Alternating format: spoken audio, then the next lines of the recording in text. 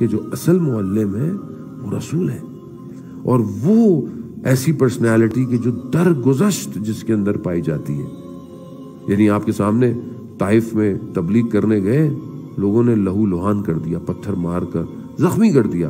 حضرت جبرائیل آئے، یا رسول اللہ اگر آپ کہیں تو میں دونوں پہاڑوں کے درمیان میں اس وادی کو دبا دوں.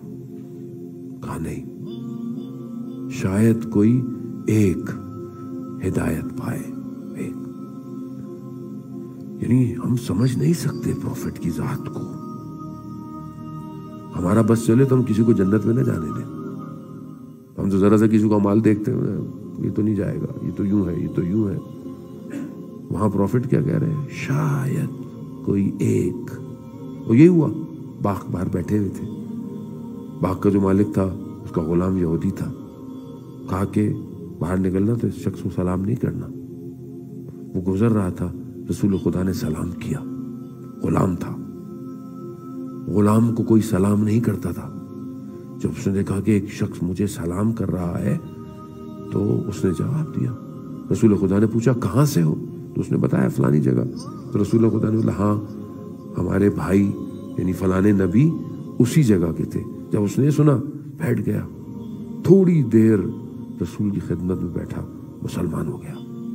ایک شخص ہدایت پا گیا. آج جتنی دنیا میں ہدایت ہے، یہ نمازیں، یہ روزے، یہ سجدے، یہ سب کس کی وجہ سے؟ اس ایک رسول کی وجہ سے کہ جنہوں نے خود فرمایا کہ جتنی مشکلات مجھ پہ پڑی وہ کسی نبی کے اوپر نہیں پڑی. ہم کبھی مطالعہ کریں، اور وقت نہیں ہے ورنہ میں ان ساری چیزوں کو کھولتا آپ کے اوپر. انبیاؤں کو کتنی مشکلات برداشت کرنی پڑی ہیں. بین طلوعین یعنی صبح کا جو وقت ہوتا ہے فجر، بنی اسرائیل کے نبیوں کی گردنیں کاٹ دی گئی. انبیاء کے ساتھ کیا ہوا؟ حضرت نوح علیہ السلام 950 ایئرز صرف تبلیغ کی ہے، صرف تبلیغ.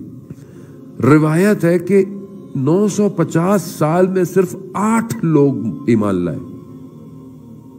So more than 100 years, if you divide 1% except only prophet.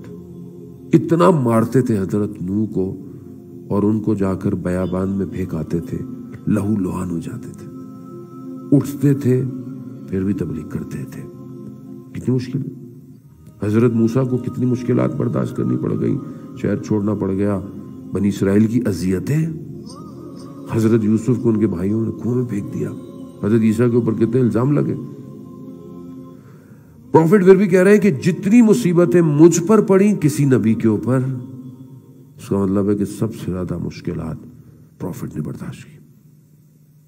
شیب ابی طالب میں پتھر کو، سٹون کو اپنے پیٹ پہ رکھ کر بھوک کو برداشت کیا. نبی تھے. عزیزان محترم، اس لیے کہتے ہیں کہ اتنا ہمارا حق بنتا ہے کہ ہم اپنی پروفٹ کی زندگی میں وہ تھوڑا جستجو کریں. ویسے تو پتہ نہیں ہم لوگ کیا کیا گوگل کرتے رہتے ہیں. تھوڑا پروفٹ کی زندگی میں، اور پروفٹ کی زندگی میں معاف کر دینا یہ بہت زیادہ ہے.